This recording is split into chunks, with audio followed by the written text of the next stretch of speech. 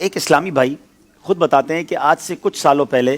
میں نے دعوت اسلامی کے مدنی مرکز میں 30 دن کا اعتکاف کیا اور میرے چہرے پہ داڑھی بھی نہیں تھی، اور اعتکاف کے بعد آخری رات تھی غالباً، تو امیر اہل سنت نے فرمایا کہ جو ہے وہ داڑھی شریف کی نیت کرے گا اللہ اسے اسی سال یا جلدی جلدی مدینہ دکھائے،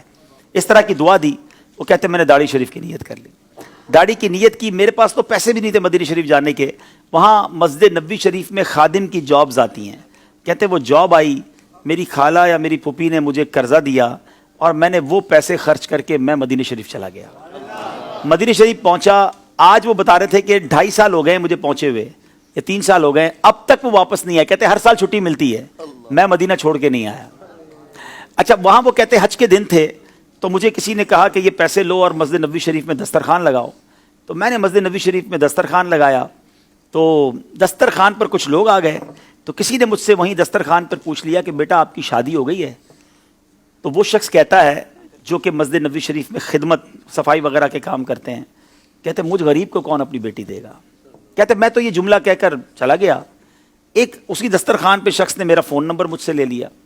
دوسرے دن ان کا فون آیا، کہتے ہیں بیٹا ذرا باہر آئیے۔ میں مسجد نبوی شریف سے باہر گیا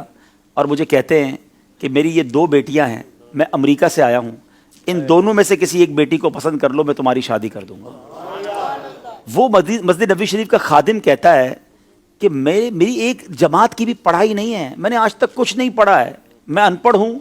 اور میں غریب آدمی ہوں، میری تنخواہ 700 ریال ہے، میں آپ کی امریکہ والی بیٹی کی کہاں سے میں کفالت کر سکوں گا، اور آپ دوبارہ سوچ لیں۔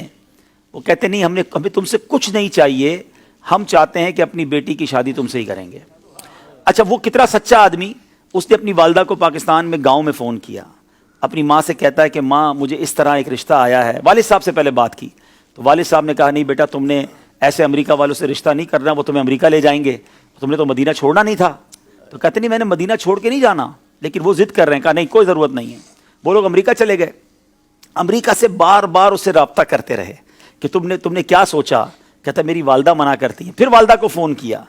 تو والدہ کہتی بیٹا ہم نے خاندان میں تمہارا رشتہ طے کیا ہوا ہے۔ وہ امریکہ کے خاندان والے کہتے ہیں کہ تمہاری والدہ سے کہو کہ ٹھیک ہے میری بیٹی سے رشتہ کر کے مدینے میں شادی کر لو، میں آپ کو یہ اجازت دیتی ہوں کہ آپ اپنی ماں کی خواہش پر پاکستان میں بھی شادی کر لینا۔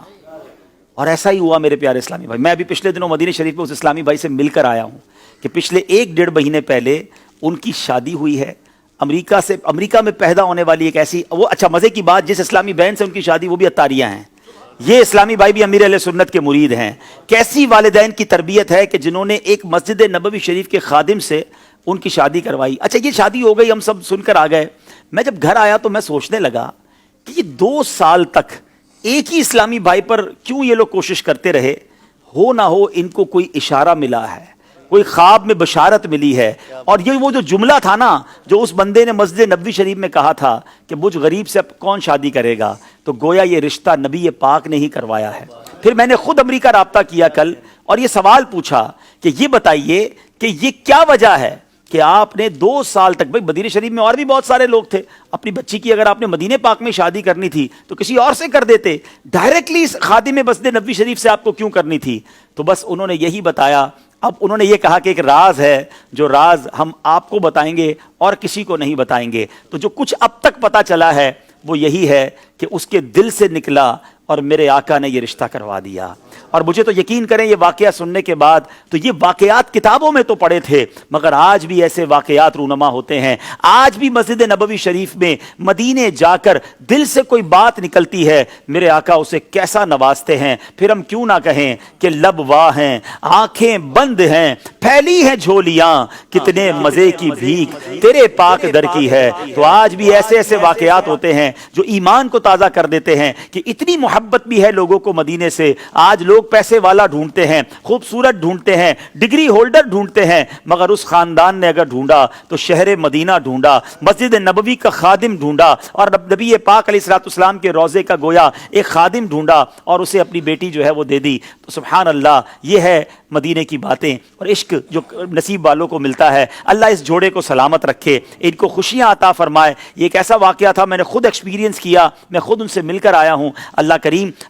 میں تو ان سے کہا کہ آپ ہمارے لیے دعا کریں، کیسی آپ کو جو ہے یہ برکت ملی ہے، اللہ آپ کے صدقے ہمیں بھی مدینے پاک سے سچی محبت عطا فرمائے۔ صلو علی الحبیب صلی اللہ تعالی علی محمد۔ تو اب یہ سیکھنے کو پتہ کیا ملا؟ فریاد امتی جو کرے حال زار میں۔ آپ پریشان ہیں، آپ مصیبت میں ہیں، آپ قرضے میں ہیں، آپ نے مدینے جانا ہے، آپ کو روزگار کا پرابلم ہے، جو مسئلہ ہے، فریاد امتی جو کرے حال زار میں،